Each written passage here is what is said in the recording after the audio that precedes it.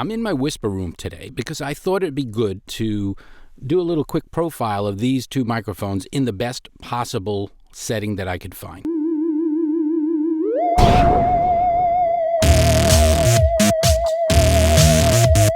And that is a WhisperRoom. This is, if you're not familiar with a WhisperRoom is essentially a sound recording booth. It's sound isolated to a pretty good standard. Sound from inside doesn't really creep out. Sound from outside really doesn't creep in. And I've got 4 inches of Owens Corning insulation on the inside and on the ceiling. So it's pretty well treated. This is the kind of booth you could use to do voiceover work, to do commercials, all sorts of things like that. You could use it for singing, but I don't sing. So, without further ado, let's talk about the mics we're gonna look at today or listen to today. First and foremost, these two are from TechZone Audio Products. TechZone Audio Products. There's a lot of buzz about them lately because Booth Junkie did a comparison, possibly an unfair comparison by some people's opinion, with a very high-end Neumann microphone, a $3,000 range microphone. And I even did a profile of this particular one with a Neumann. And basically, after getting some feedback, it became apparent that people really, some people that love Neumanns would be biased towards Neumanns, and it went both ways. So I was basically nudged into maybe doing a profile without including a very high-end microphone. So you can hear the two microphones by themselves without having any opinion swayed one way or the other by a Neumann. I don't even want to bring up the models. It's not really important. So today we're going to listen to this one first. This is the original, and I call it the original because it's called the Stellar X2. This is the Stellar X2 when you're right in front of it. It has a bit of a bass boost like all microphones do when you get right on top of it. So if you're doing certain types of podcasting or voiceover works, commercials, things like that, radio treatments, you'll get right on top of your microphone, and you'll probably have a pop shield here, but I'm not doing that for now. I just want to get them raw. So, and here it is from a little bit further back. And I'd like to take a little bit of a pause so you can hear the sound of the mic's self-noise. It's noise floor, so to speak. So the noise floor on these microphones is, for lack of a better word, stellar. It's absolutely quiet. There is no self-noise. So I'm going to stop talking, and the only noise you're really going to hear, because these microphones have very little self-noise, is probably going to be the rustling of my shirt and my own breathing.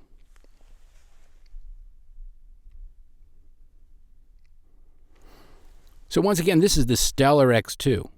Now, TechZone Audio Products then created a more vintage edition, which they call the Stellar X2 Vintage Edition. So I'm going to call this one the original edition, or just the X2, and this is the X2 Vintage Edition. Now, the X2 Vintage Edition is very similar in certain ways. They both have very similar form factors. There's some aesthetics differently. They got a different color. There's some chrome accents and stuff like that. But what makes this a vintage edition is it's based on an old style K47 capsule. I'm not an audio engineer, but essentially the capsules are shaped with different holes to give them a slightly different sound, and the electronics were tuned to give a more warmer, I don't even want to use the word warmer, they were tuned to give you a slightly more vintage sound. Some say that sound takes away sibilances, which is if you have certain types of S's in your voice, it may do a better job of cutting that down. But really what it comes down to with all microphones is not a question of which is better. And by the way, I'm introducing a third microphone in a minute. It's really a question of which sounds best under all of what I consider the big three. First is the person or object you're trying to record. It might be an instrument, it might be outdoors. What is it you're trying to record? In this case, let's say it's your own voice. What is the sound? Do you have a deep sound? Do you have a high-pitched sound? Is the object that you're trying to do raspy, or is it buttery smooth? Are we talking Karen Carpenter or Joe Cocker? It makes a difference in what type of microphone sounds best for that sound. So that's one of the big things is, first of all, what does the original source sound like? And here I am on the vintage edition. And now here I am, the same voice on the original edition. Same voice. And again, it comes down to, and I might as well go through all three. So the first thing is what does the tone of the original voice sound like?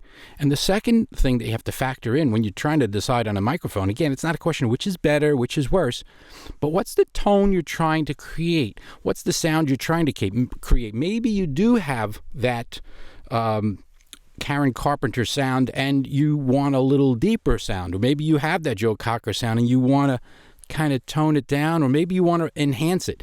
So the two things you have is what does the original sound like, and what sound or tone are you trying to recreate? Are you trying to create a vintage sound?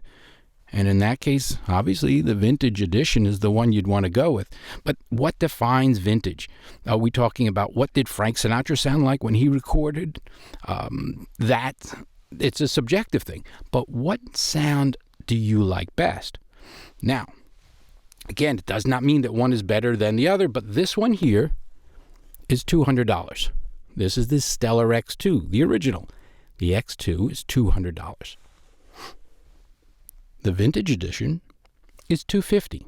Cost a little bit more. It's a little harder to make, I guess. Maybe it has some extra components that cost a little more, but this is the vintage edition, and it's $250. Now, by contrast, I remember when I bought my first real professional microphone. It was a AKG Perception 100, and I spent $100 on it, which to me was a lot of money for a microphone because I could have gotten something in Radio Shack for $15. So that was kind of where this tipping point started, and then from there I started buying better and better gear. And, you know, I'm still obsessed with buying microphones. I have about 25, and I'll be doing more and more reviews of some of those other mics and putting them head to head and finding out where there's subtle differences and where someone might want to hear those mics. Oh, and by the way, the third thing, I forgot to mention, there's three things. The third thing is what environment are you in? The third thing is the environment. Right now I'm in a recording booth, so this microphone will sound fantastic in this space. But if I was in a crowded cafeteria and I needed to record something, I would not use a microphone like this. I might use a dynamic mic, something with a little more noise rejection, something like an SM58 from Shure or an SM7B. I've seen radio DJs do remote locations at a bar, and they'll bring out a Shure, an SM7B or an SM58, because they want to reject that outside sound. A singer on a stage does not want a sensitive microphone because he's going to pick up all the feedback, plus he's going to pick up the crowd noise. It's just not going to make for a good recording. All right, so there are those two microphones, and again, I want you to be able to hear both of them. And I don't know if I did it, but let's do the sound of silence on the X2 Vintage Edition.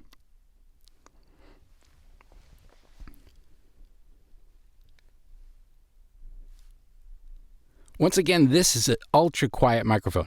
Now, as long as we're contrasting these two microphones, and again, the conversation about, well, what's an expensive mic and are they worth it? Are they better? I don't think it comes down to which one's better or worse. Which one has the sound that you're looking for and has those three criteria I talked about. The one being the sound of the original source, and two being the tone you want that source to come across as. So whether you start off with a high-pitched and you want to keep it high-pitched, or a low-pitched and you want to keep it low-pitched, or you want it to take the high-pitch and smooth it down a little and take the low-pitched one and maybe brighten it a little bit. Those are two factors. And then the third one is the room. I'm in a quiet room, so I'm taking out right now three condenser mics, which are very sensitive. And while I was at it, I thought it'd be fun to bring up this particular microphone here. It is literally an unknown. It has a name on it that I had never heard before. And by the way, you're hearing that microphone right now. This is a Zingyu, a Zingyu, a ZY801. Now, I bought this microphone about a year ago from one of those like Alibaba, Wish.com. It's like a Chinese importing site. It was just something that was $30, and it came with a whole bunch of stuff. It came with a shock mount. It came with different types of wires to put it into headphone jacks. It came with all sorts of other things. And It came with a windscreen and even a little stand. Came with all sorts of accessories, and it was literally like $30. So right now I'm talking directly into the Xingyu ZY801.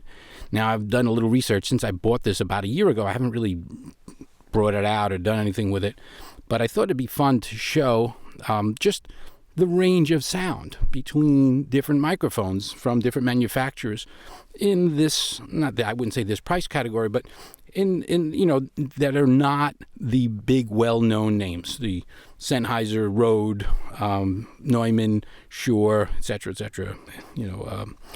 So here we are talking into the Xingyu, and as I said, I've been looking. They're now on Amazon. It's still like $30. They have different models that look like they're the exact same microphone with different model numbers, but they all look the same and they all come with the same types of kits. So what you're hearing now is the Xingyu ZY801 at very close distance, and I think it's a little, I don't know, it sounds a little weird, but the weird thing is my headset, because I'm doing all three at the same time, it's hard for me to hear that in particular until I hear it in post. But I've heard these three microphones, and this one sounds a little, little small, but that's what you get for $30. Now, it could be, again, back to that original set of settings, and I'm going to switch back to, let's go back here to the original X2. So here I am on the original X2, and if you contrast what you just heard on a $30 microphone, $30 kit, so it's $30, you get a whole bunch of stuff, to what you get here for $200, it's really a great microphone. It ups your game, but there may be some of you that really like the $30 microphone, and you know what?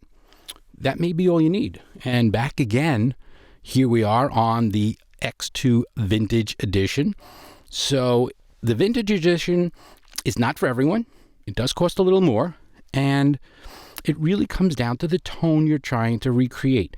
I'm not one of those tech guys that can show you the exact meaning behind those frequency response graphs and all that.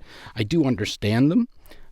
To compare them, they are basically showing at what point the microphone gives you a strong signal and where it either elevates it or drops it down, and where it's sensitive or not sensitive to certain sounds. I am not going to sit and compare the frequency responses of these three microphones. I think that would be something better to left to some of the more technical engineers. I want you to put on your headset and listen to these three microphones. Maybe play it back a little later. Play some of these sections back. Right now, I'll be putting graphics over each one, so you'll know which one you're listening to. Of course, by now I've already done that. But let's go through them one last time. This is the original Stellar X2. The Stellar X2 original version, from pretty close up. Each time I'm doing this, I'm pretty much within 6 inches or less. This is the Stellar X2, the original edition. Let's go now to the Stellar X2 Vintage Edition. I heard a little popping there. That's unfortunate. I didn't want to put the pop filters there, because then you wouldn't even see me behind 3 pop filters. So here I am. This is the Stellar X2, the Vintage Edition. And by the way, last but not least, let's do this and then I'll talk about something else. Here we are in front of the Xingyu. I don't know the number because I can't read it without putting my glasses on again. But here I am in front of a $35 microphone. Doesn't sound as good, but it may be, for some of you, better. It may be the tone you're looking for. And that does vary with the volume of the person, too. If I'm further away, if I'm close up, if I'm whispering. And the position of the mic is a big factor, too. For example, as I move this around and I talk to that microphone, I'm going to leave it on X2. If you aren't familiar with the way microphone patterns work, this is a cardioid, which means it's very sensitive from the very middle. But as you get out to the sides, the amount of volume drops drastically until you're right on top of it. And of course, the angle can vary a lot. One thing I've noticed, for example, when I do recordings on my own, is there are certain tones that I can only make if I'm pointing my microphone up and my neck is extended. Little voiceover tip there, by the way. I've noticed that there are certain tones and certain types of recordings I can only do well when I'm projecting upward and outward.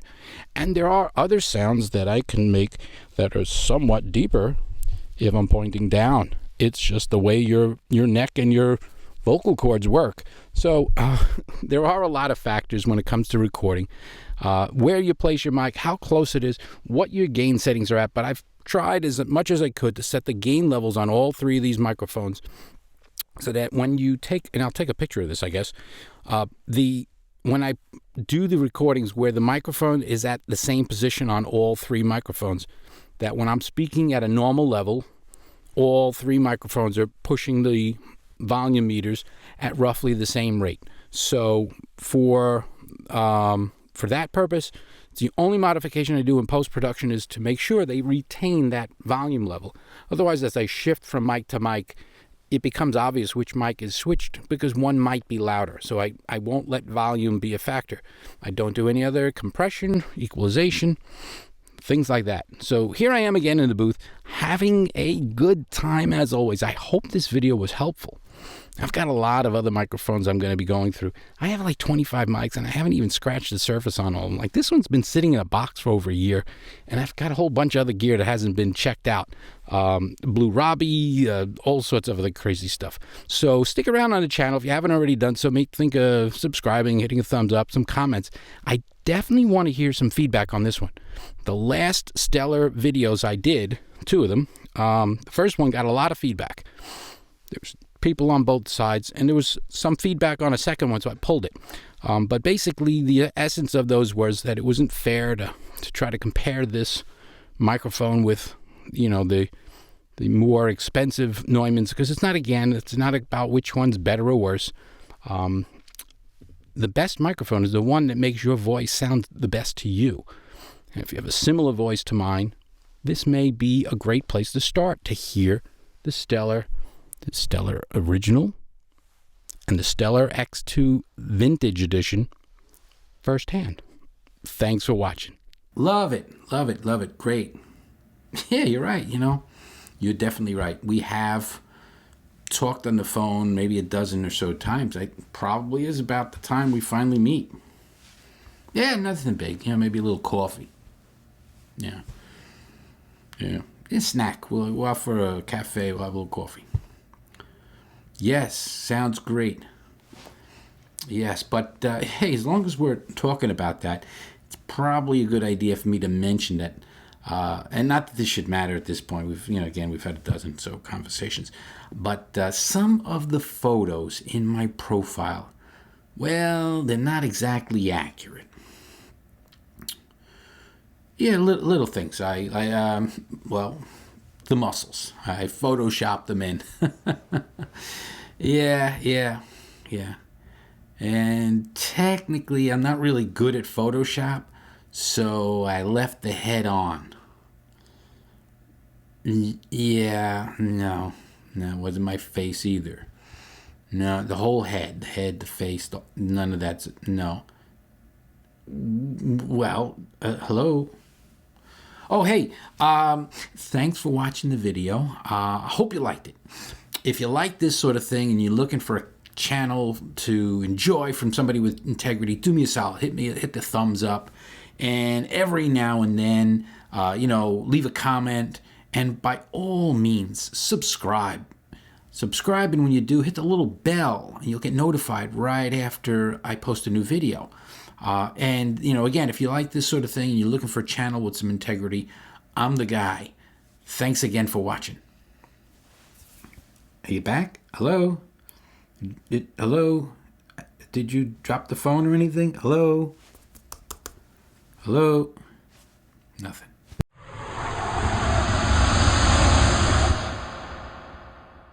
I think it's going to work. I'm going to check my levels to make sure everything is recording. Alrighty, let's do the usual double check. Make sure. 1, 2, 3, are my levels all the same? 1, 2, 3, are my levels all the same? No, they're not. But I don't know. They're not. I'm not in front of all three.